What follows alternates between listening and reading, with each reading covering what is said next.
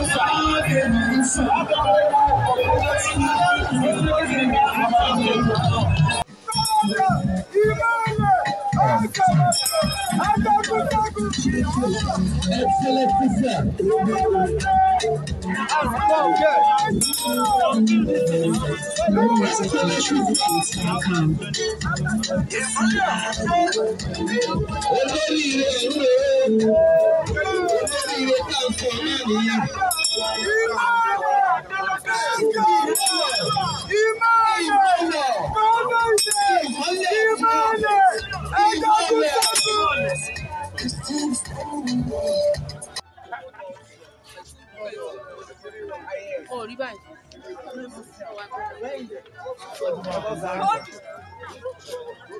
Oh, yeah.